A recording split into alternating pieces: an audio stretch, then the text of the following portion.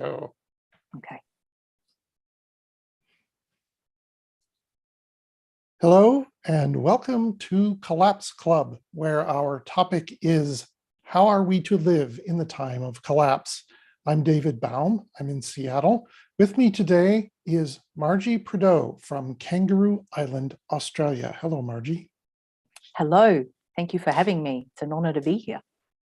With regard to the question, how are we to live? You have a very clear answer. Your answer is radically local. Could you explain what that means, please? Well, radically local is a phrase that I've coined that may well change in the next 6 months or 6 years. Who knows? It depends on how information flows. But at the moment, it captures my thinking and my community's thinking. Out of a experience of an extreme catastrophe, and I know it seems crazy to put two words together, but it was really at that scale. My community is faced with the knowledge now that we actually cannot rely on the system, the existing system that we've invested our lives in, to protect us from the impact of climate change, that we have no choice but to forge our own path. So radically local is about us working out how that can happen, because by the very nature of many of the activities we'll have to do, we will be operating outside the legalities of the system too. And I'm not saying that we're doing that because we are necessarily wanting to go out and break the law, but we do want to survive, at least for the time that is left. And I think there's the other element of it about radically local. It's about being connected to and a caretaker for place while that place continues to exist. Recognizing that it won't. Sorry. Yeah, recognizing that longer term, it probably won't. All right, there's a lot in there, and I look forward to unpacking that. Let's start with the catastrophe that has brought you to this point. What happened to you?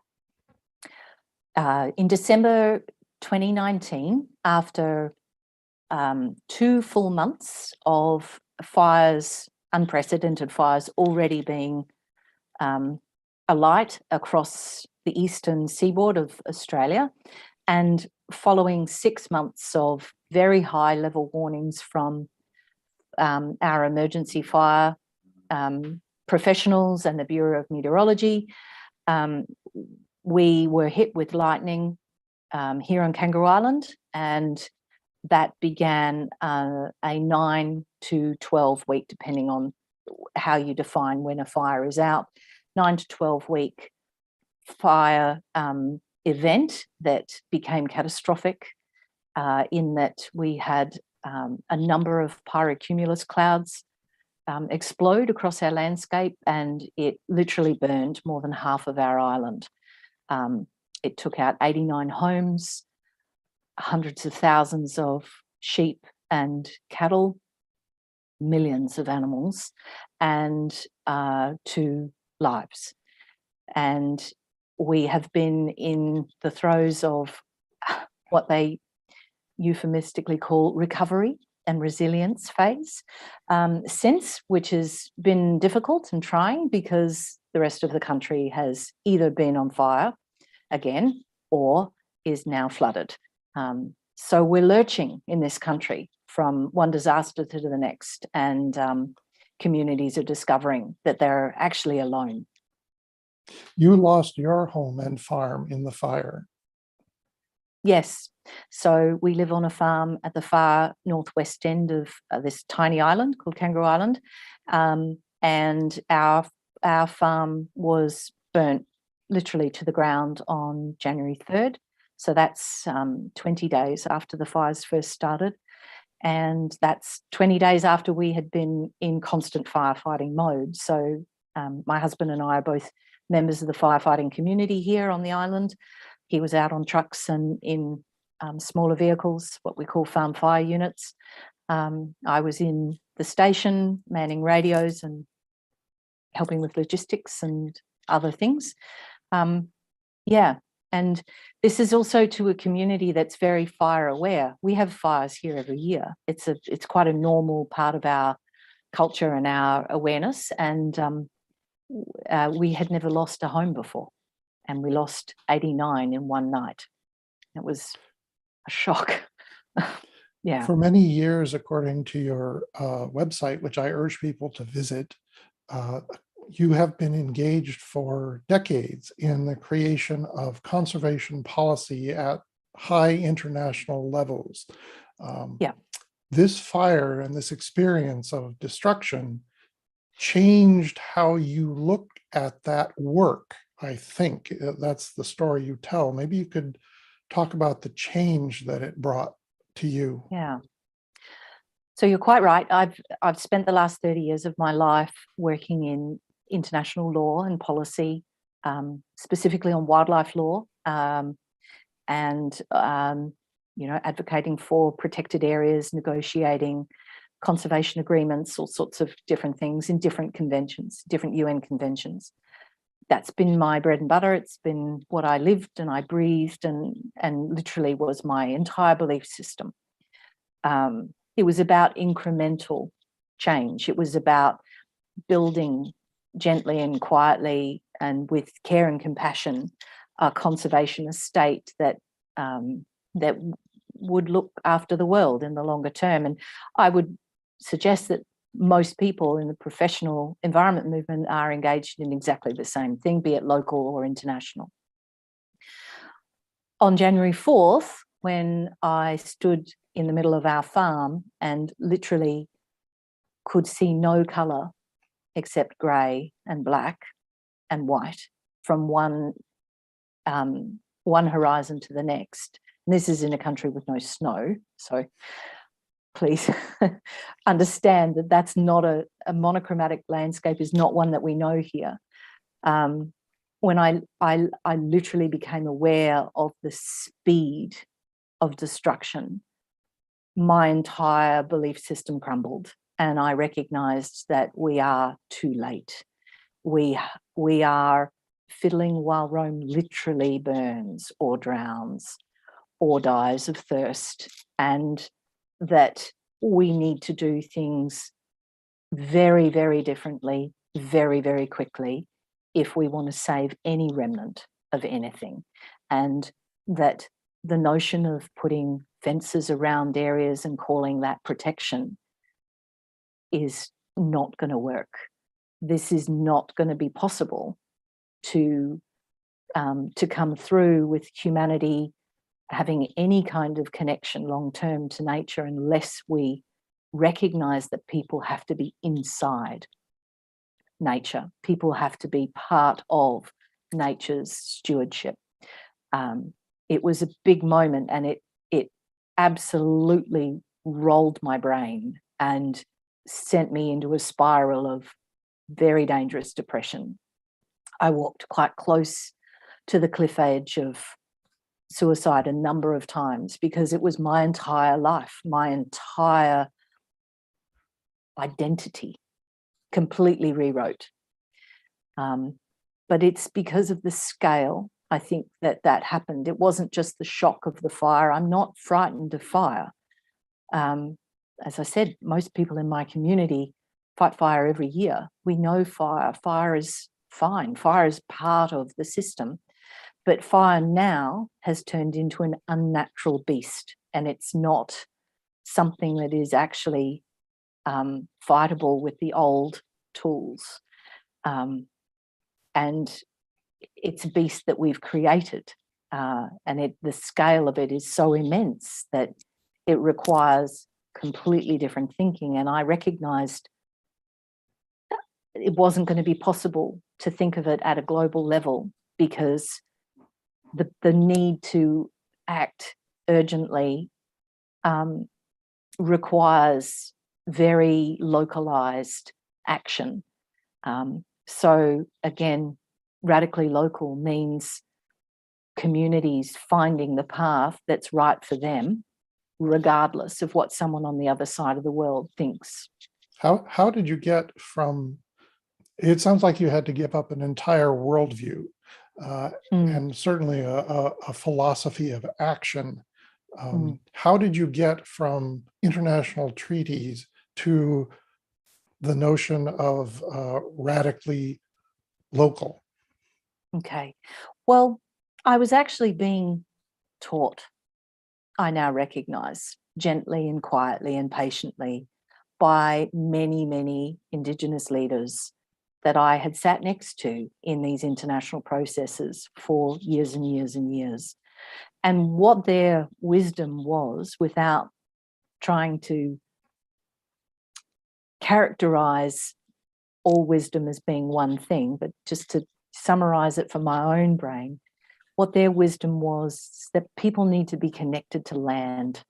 People need to be directly integrated into land, that nature doesn't actually ever exist without humans. And when I stood in that ash and could see nothing and could hear nothing, there was literally nothing there. It kind of wiped away everything, and I had a sort of a profound aha moment, and then absolute fear, because I could not work out how that could even happen. And it wasn't until I'd gone through a period of very deep depression about it that I recognized, actually, it's wisdom that's inherent in all of us. We all feel connections with nature. We all resonate to natural places. There's very, very few people on the planet that don't enjoy being in the presence of a tree or don't enjoy bird song. Our cells know this wisdom. So it's about, to me now, it's about connecting with where that wisdom is close by, because the close by is what's tangible and what can be done and doesn't require huge, wealthy organizations to coordinate it and shepherd it. It's about just getting on and doing it as close to home as you can.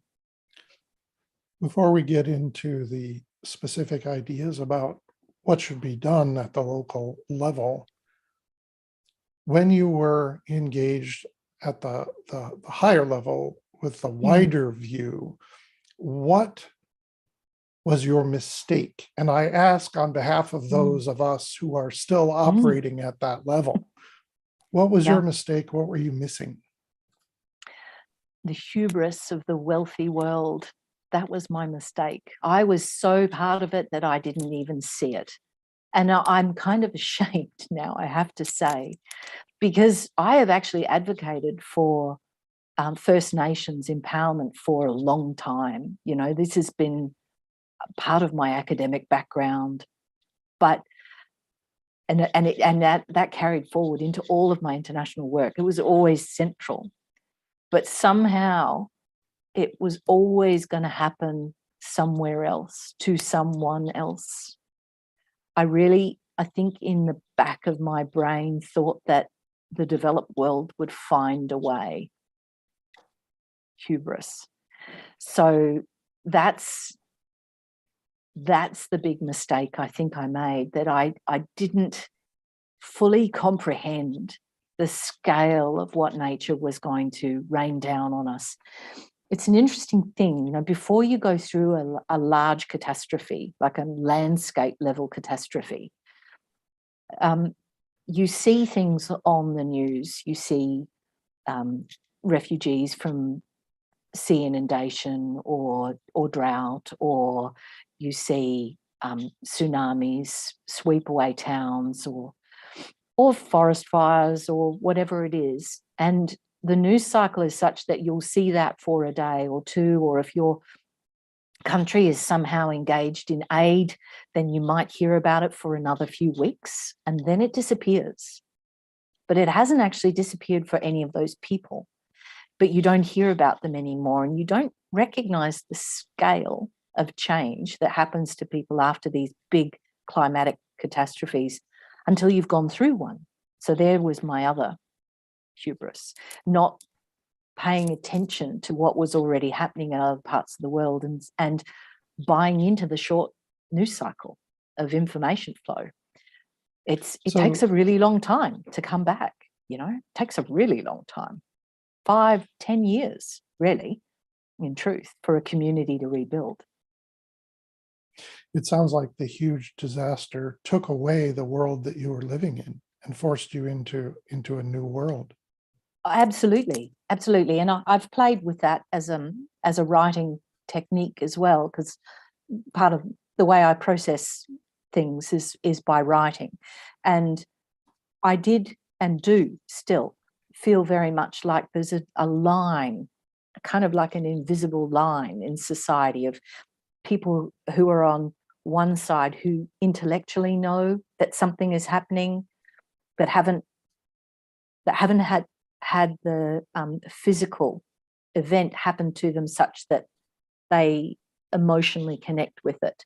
They think they do. I thought I did, but it wasn't until the event actually happened to me that I recognized I was on the other side of a line now, and that my awareness of what the scale of change was radically different to what it had been 24 or 48 hours earlier, and that the way that I now look at what's happening to other events in the world is informed by that experience, which is a much more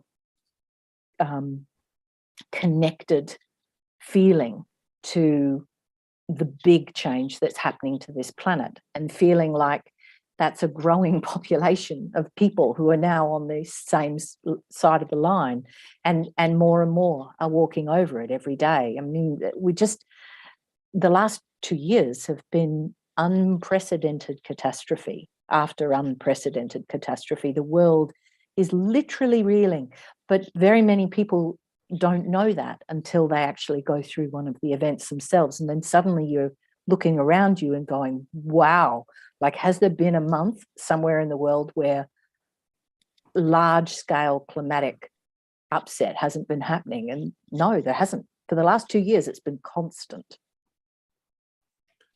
You mentioned at the beginning that people will have to realize they are alone. What's that about? Well, our entire social construct that we in the West have created and inflicted upon the entire world, I have to say, this is all down to us, those of European descent, is one of centralized power and centralized decision-making about the direction and the organization of a society. We give that centralized system an enormous sway over our lives, and we don't even really recognize it. It's down to every single law that governs every little tiny detail in our days, and we largely maneuver along inside it without incident, because it keeps our world's peaceful, it keeps things moving in the right direction, it creates some stability to the big societies that are larger than human scale now, that we all live within, even in the developed world. Everyone now is living in these mega societies. Those mega societies cannot have the micro scale understanding of what needs to happen for a small community, or for a small collection of humans. And all of the laws I've discovered just in the last 2 years, all of the laws want us to be part of the mega society and to conform. They can't adapt to the needs that we have here. So we're going to have to break them, many of them, not all of them, but many of them, because the big society cannot react the way we need it to in order for us to remain safe. Now, I mean, safe is a relative thing, because I also now really fully recognize that there's a clock on all of this safety, and at some point it will go too far and we will be not able to keep going as human society. But until that time, I would like to spend the years that I have left, or the months, or however long it is, looking after what's around me to the best of my ability. And that's both the human culture, but the non-human cultures around me too. And in order to do that, we're going to have to break the law. We're going to have to take fire control measures into our own hands. We're going to have to create fire protection systems that haven't gone through the checks and balances and the ticks and the crosses and all the rest of it, of this centralized decision making. We're going to have to create communication channels that are outside of the legal structures. We do not have a choice, because what the fire showed us is that when the fire gets too big, that centralized system can't cope either. So we're on our own anyway, basically. This is quite a revolutionary message that you're delivering. It is. And I recognize that they're words that frighten people. But I think that this is a time to be frightened. I think this is an age in our human history where we need to feel fear. And I don't subscribe to the hopium. I do not believe that the right path is to keep everyone blissfully happy. I think we need a shock, and I think that we need to take more responsibility for much more of our lives than we have been. Now, I appreciate in the middle of a city that's not quite so easy, and it requires a different kind of restructure to what it does for those of us who are out in the country. But I am almost thinking that communities in rural parts of the developed world, where we have really good access still to communications, we have access to the means of coordinating ourselves in ways that lots of people in the developed world cannot do.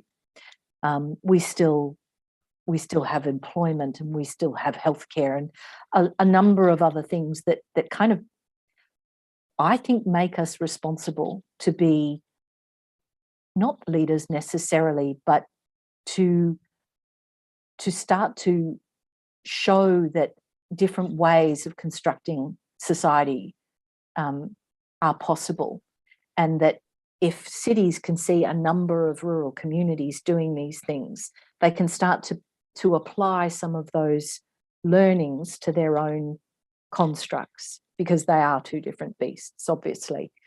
But I think it needs to happen in the rural regions first. We're already much more independent anyway, and because we have to be. So it's time to get off our butts, really, and do it. Nothing more than that. It's time to get active. Given the scale of the threat and the urgency of the timeline, and your stated expectation that it's all going to ultimately fail, is what I heard you say. What's the benefit of this activity, of what you're suggesting that we do? What's the benefit? What good is going to come of it? Human spirit.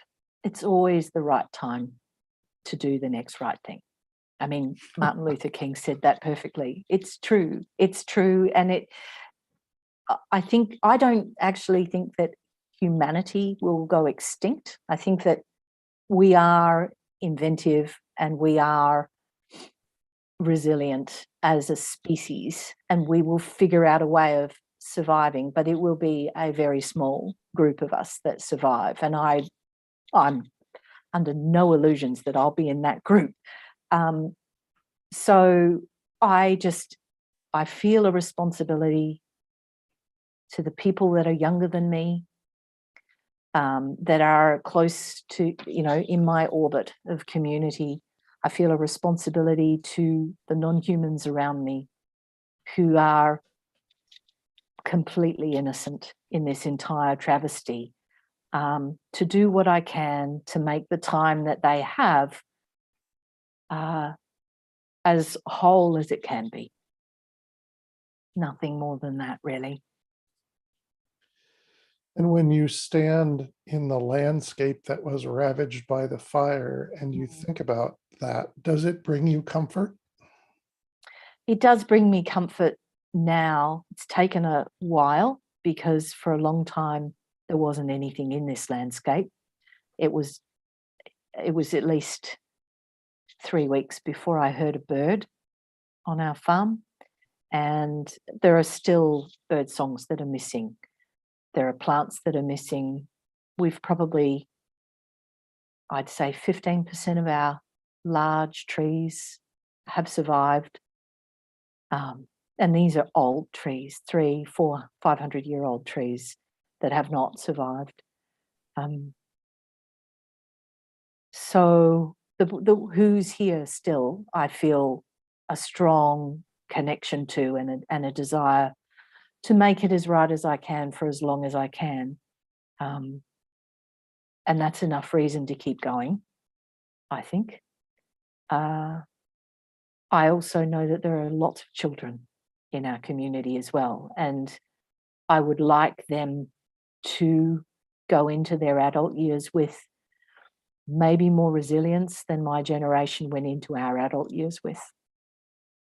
And the only way that can happen is by those in there, the elders around them being resilient too. So I think that's worth doing. Who knows what all of this will look like in 50 or 60 or 80 years, but for the next 20 or 30, that's my responsibility, I think. Thank you. We're getting toward the end. I want to just mention quickly, I'd like to welcome Wendy and Jordan, two good friends who have joined us on the live stream. Thank you for watching, folks. Finally, for you, Margie, do you have any specific plans? Are you engaged in organizing action, or are you writing now? What are you doing? A bit of all of that.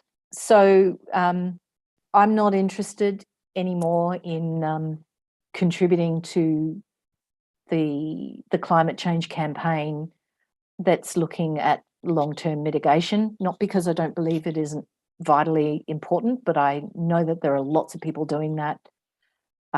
It doesn't need me. Where I feel most I can bring most value is by helping to bring my community together in a very honest, brutally honest actually, conversation about what it is that we face in the next 5, 10, 15 and 20 years. And we've commenced that as a face-to-face conversation.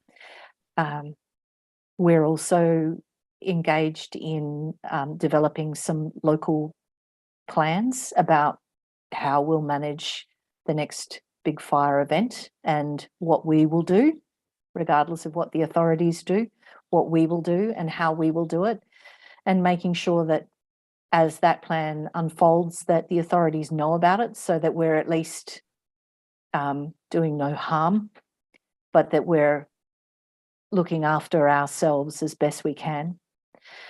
And I'm finishing a book as well. I'm a writer, and as I said earlier, and I started a book directly after the fire because I felt a responsibility to do so, and then fell into a fairly deep black hole of despair and couldn't write for about 14 months. So I've picked that back up again, and I'm finishing it, and hopefully it will be out in the next 4 or 5 months, I think.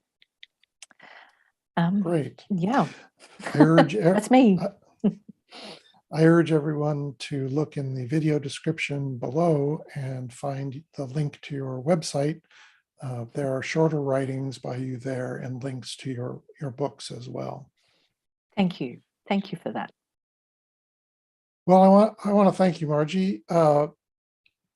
The story you tell is remarkable in that it parallels many people's journey to collapse awareness or collapse acceptance. The vanishing of the old world and traveling over the threshold to the the new world where what matters is the connections to what is nearby and Yeah. where we live. That I think is the remarkable thing about your story. Is there any final word you'd like to say about being connected to what is close to you? The only thing I would say beyond what I've already said is that I think that there are ways for so many more people to be able to connect to that. And that is through people telling their story.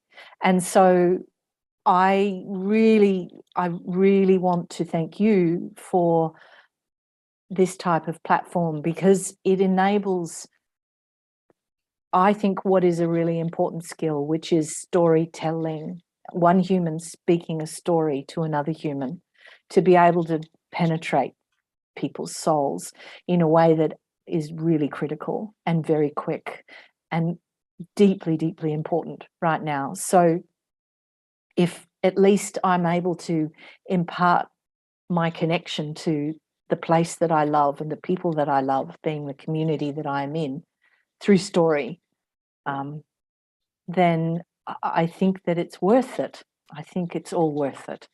And I thank you for making that possible. Well, thank you very much. And from your mouth to God's ears. This is Collapse Club. I am David Baum in Seattle. Until we meet again, farewell.